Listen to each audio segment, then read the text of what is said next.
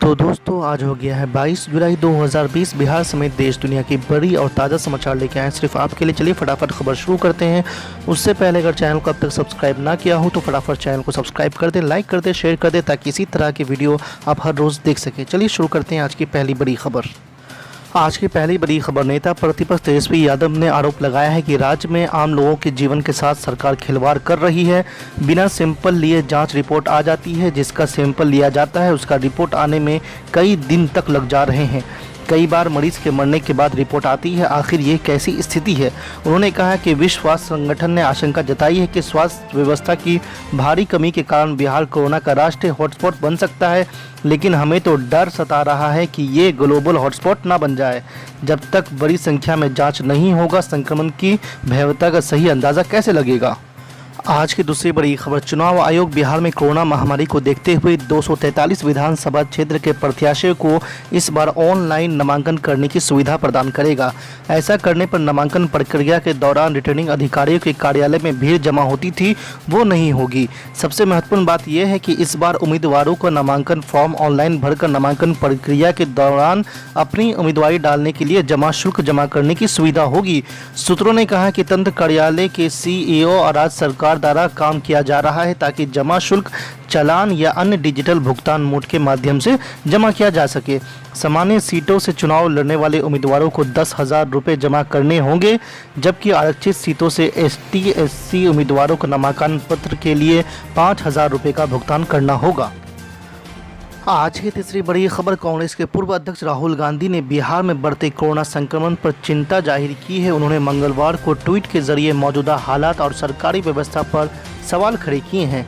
आरोप लगाया है कि बिहार में कोरोना महामारी की स्थिति नाजुक है, यहाँ हालत राज्य सरकार के नियंत्रण से बाहर हो चुके हैं। उन्होंने कहा कि अस्पताल के वार्ड में लावारिस शव का पड़े होना राज्य सरकार के सुशासन का पर्दाफाश करता है। राहुल ने ये ट्वीट हिंदुस्तान टाइम्स की खबर को टैग करते हुए किया। इसमें केंद्रीय टीम द्वारा राज्य में कोरोना संक्रमण रोकने के उपाय पर नाखुशी जाहिर किए जाने की बात कही गई है। आज की चौथी बड़ी खबर, बिहार चुनाव से पहले लगातार ऑल इंडिया मजलिस इत्तेहादुल मुस्लिमीन का बढ़ते जा रहा है लोकप्रियता। आपको बता दें कि खबर सीमांचल के संस्थापक और पत्रकार हसन जावेद ने थामा AIMIM का दामन।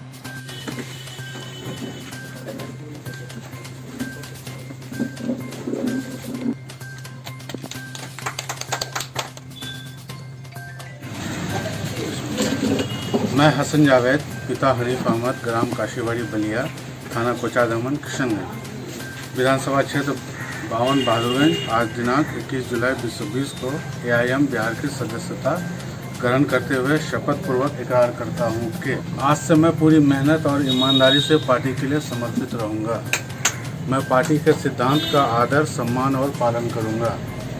विधानसभा एवं लोकसभा के लिए यदि मैं प्रत्याशी बनना चाहा या पार्टी द्वारा मुझे उम्मीदवार बनाया गया तो मैं निष्ठापूर्वक चुनाव लड़ूंगा और जीत गया तो पार्टी के साथ पूरी ईमानदारी और वफादारी बरकरार रखूंगा। यदि मेरे द्वारा या क्षेत्रवासियों के द्वारा मुझे प्रत्याशी बनाने का दबाव के उपरांत यदि AIMIM पार्टी ने मुझे प्रत्याशी नहीं बनाया तो ऐसी परिस्थिति में पार्टी के फैसले का सम्मान करूँगा।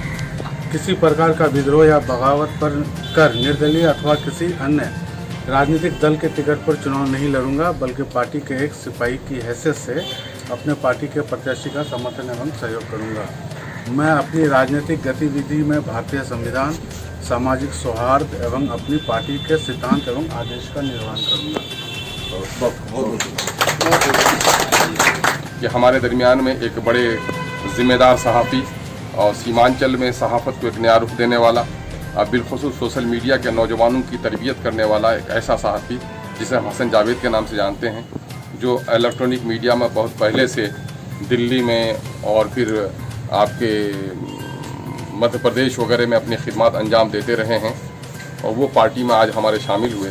हम अपनी दिल की गहराइयों से और MIM के हर रुकन की जानिब से उनको मुबारकबाद पेश करता हूँ। जैसा कि आप लोगों को मालूम है, हसन जावेद साहब एक मारूफ नाम है और इन्होंने खबर सीमांचल के नाम से न सिर्फ सीमांचल के गाँव के कस्बात के किसानों और मजदूरों के खबर को शाये किया है, बल्कि सच्ची बात यह है कि सीमांचल में एक नई बेदारी लाने की भी कोशिश की है। हम उनकी इन काविशों को कद्र की नज़र से देखते हैं हमारे पुराने रफ़ीक हैं। जिस ज़माने में मैं कोचाधामन में एमएलए रहा, इन लोगों की बड़ी मदद और मोहब्बत हमको हासिल रही। बीच में पार्टी में पिछले दिनों ही शामिल होना चाह रहे थे, न जाने नौजवान आदमी हैं, जोश में फिर दूसरी तरफ चले गए, पार्टी में शामिल नहीं हुए। लेकिन लगता ऐसा है कि जो काम जिस वक्त में होना है वो मुकर्रर है। शायद अब ये हमारे लिए खुशबख्ती की बात है कि इस वक्त जो MIM पूरे बिहार में एक नई तवानाई के साथ अंगड़ाई ले रही है, तो हमारे नौजवानों को अब यकीन हो गया है कि जो लोग ये कहते थे कि एक आदमी जीत कर क्या करेगा, ये पार्टी हैदराबाद वाली है ना। हम लोग तो बाप दादा के ज़माने से फलाने पार्टी के ग़ुलाम हैं, तो लगता है कि वो दौर ख़त्म हो चुका है और एक नए दौर का आगाज़ हो चुका है। यही वजह है कि हमारे बहुत सारे साथी इस वक्त पार्टी में आ रहे हैं। हम कद्र की नज़र से इनको देखते हैं और साथ ही हम ये बात अपने कारकुनों से, अपने ज़िम्मेदार साथियों से कहते हैं कि हमारी पार्टी शख्सियत पर नहीं बल्कि वसूलों पर यकीन रखती है। और MIM दूसरी पार्टियों में लोग काम करते हैं, अपनी ज़ात के लिए काम करते हैं, अपनी शोहरत के लिए, अपनी इज़्ज़त के लिए और अपनी दौलत के लिए काम कर रहे हैं। लेकिन मैं आपको यकीन दिला रहा हूँ कि MIM शोहरत, दौलत, इज़्ज़त को दरकिनार करती है और MIM एक ही जज्बा रखती है कि हम इंसानी खिदमत के लिए मैदान में आए हैं। आज की 5वीं बड़ी खबर जाप सुप्रीमो पप्पू यादव ने एक बार फिर से नीतीश सरकार पर जोरदार हमला बोला है। सरकार से हम जानना चाहते हैं कि क्या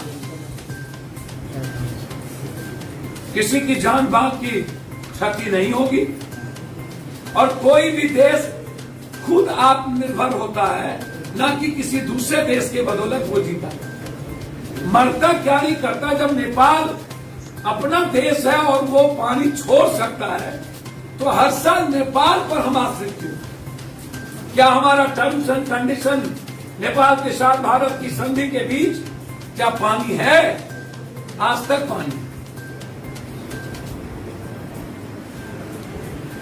और जुलाई में नीतीश कुमार जी को याद क्यों आई? कमला बांध, जो कमला बांध अगले साल टूटा था, जुलाई तक वो बांध नहीं बनी।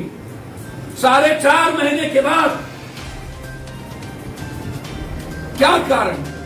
उनकी नींद टूटती है और उनके आने के एक दिन पहले 278 करोड़ 268 करोड़ चारों बांध पर लगभग 850 से 900 करोड़ में 3 दिनों के अंदर बालू गिरा करके काम फिनिश करता है। एक भी प्लेट नहीं दाबा जाता है और बोरा साधारण लगा दी जाती है। जो फ्लड के साथ जो सामग्री यूज होता है उसमें नहीं लगाएंगे, तो वो भी बर्बाद हो गए। हम लगातार, आज मेरा लंबा दिन नदियों के भीतर रहना, निर्मली, मरोना, झंझारपुर से लेके बलान की पूरी नदी, मधेपुर, मधुबनी, दरभंगा और फिर गोपालगंज, बेतिया, नौतन, गोपालगंज की आधी पार कहीं भी राशन नहीं,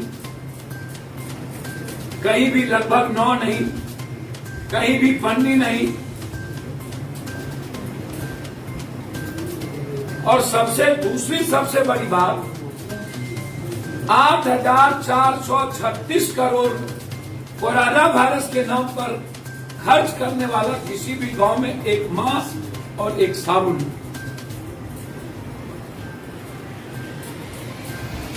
अब आप सुशासन बाबू, जब गोपालगंज का सत्तर घाट जब 264 करोड़ रुपया का टूट जाता है, जिसमें 64 करोड़ रुपया सिर्फ खर्च हुआ, 200 करोड़ रुपया बस स्टॉक कंपनी ने किस किस को दिया?